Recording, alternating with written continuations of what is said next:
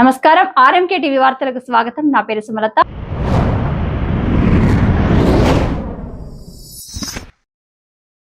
మధ్యాహ్న భోజన పథకానికి మెనూ ఛార్జీలు పెంచాలని, కార్మికులకు 10,000 కనీస వేతనం ఇవ్వాలని ఏపీ మధ్యాహ్న భోజన పథకం కార్మికుల యూనియన్ రాష్ట్ర ఉపాధ్యక్షులు అల్లు మహాలక్ష్మి, సిఐటియు జిల్లా అధ్యక్షులు సిహెచ్ అమన్ నాయుడు, జిల్లా ఉపాధ్యక్షులు కె నాగమణి డిమాండ్ చేశారు.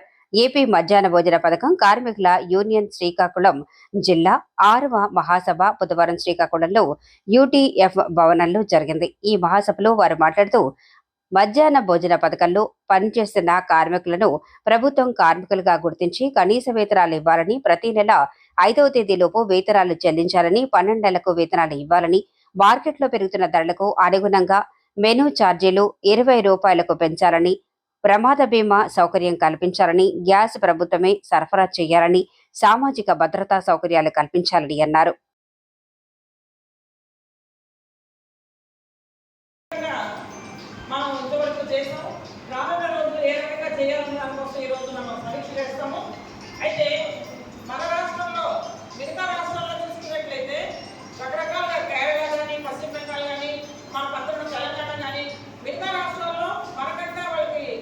సౌకర్యాలు కల్పిస్తూ ఉన్నారు.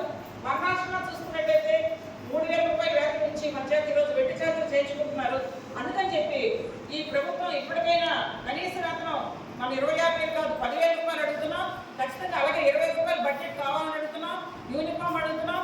ఈ తక్షణంగా అలాగే కాలేజీ పిల్లలకి పెట్టారు మధ్యాహ్నం భోజనం పెట్టాలని చెప్పేసి, కానీ వాళ్ళకి ఇప్పటివరకు బిల్లులు ఇవ్వట్లేదు. ఆ బిల్లులు కూడా వెంటనే విడుదల చేయాలని చెప్పేసి ఈ ప్రధానమైన డిమాండ్ వెంటనే పరిష్కారం చేయాలి. వీటి కోసం ఈ మహాసభలో మనం తీర్మానం చేసి రానున్న కాలంలో ఏ రకంగా ఉద్యమాలు చేయాలని చర్చించడానికి మహాసభలు మనకు ఉపయోగపడతాయని చెప్పి తెలియజేస్తా ఉన్నాను. నా పేరు కె నాగమణి, సిఐటి జిల్లా ఉపాధ్యక్షుడు. శ్రీకాకుళం జిల్లా 6వ మహాసభ ఈరోజు ఇక్కడ జరుగుతుంది. ఈ మహాసభకు జిల్లాలో ఉన్నటువంటి అన్ని మండలాల నుంచి కూడా ఈరోజు ఇక్కడికి రావడం జరిగింది. ఏపీ మధ్యాహ్న భోజన పథకం శ్రీకాకుళం జిల్లా 6వ మహాసభ ఈరోజు ఇక్కడ జరుగుతూ ఉంది. ఈ మహాసభ ముఖ్య ఉద్దేశం, మనం 3 ఏళ్ళకి ఒకసారి మహాసభ జరుపుతున్నాం.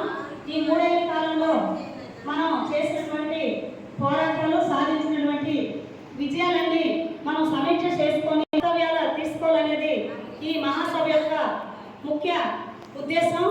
ఎందుకంటే మధ్యాహ్న భోజన కార్మికులు గత 25 సంవత్సరాలుగా పనిచేస్తున్నప్పటికీ కూడా ఇప్పటికి కూడా ప్రభుత్వాలు ఈ కార్మికుల్ని కార్మికులుగా గుర్తించడం లేదు. అసలు చాలా చిన్నచూపు చూస్తున్నారు. ఈ పథకాన్నే నీరు కార్చాలనే ఉద్దేశం ఈ ప్రభుత్వాలు చాపు కింద నీరులా వ్యవహరిస్తున్నాయి. కాబట్టి మనం జిల్లాలో ఉన్నటువంటి మధ్యాహ్న భోజన కార్మికులందరం కూడా ఈ మహాసభలో చాలా భవిష్యత్తు నిర్ణయాలు గట్టిగా తీసుకోవాలి. ఈ మహాసభలో మేము ప్రభుత్వానికి కొన్ని డిమాండ్లు పెడతా ఉన్నాము.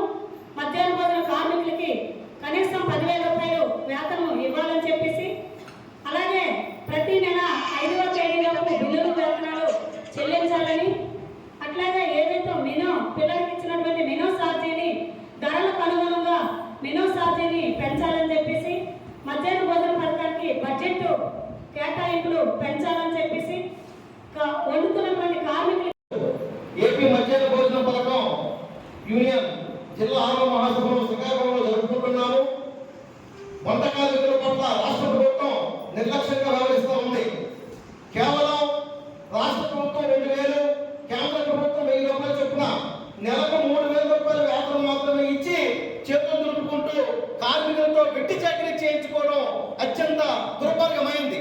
అదేవిధంగా ఈరోజు పిల్లలకు పౌష్టికాహారం పెడతామని చెప్పి గొప్ప చెప్తా ఉంది. కానీ ఒక విద్యార్థికి 10 రూపాయలు కూడా ఇవ్వకుండా ఏ విధంగా పౌష్టికాహారం పెట్టాలని చెప్పి రోజు ఈ కేంద్ర రాష్ట్ర ప్రభుత్వాన్ని మేము ప్రశ్నిస్తూ ఉన్నాం.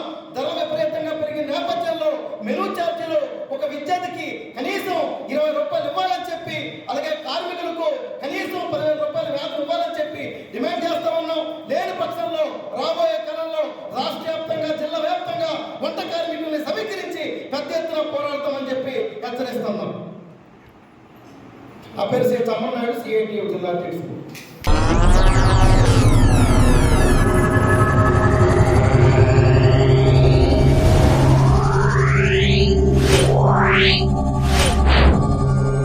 Yeah.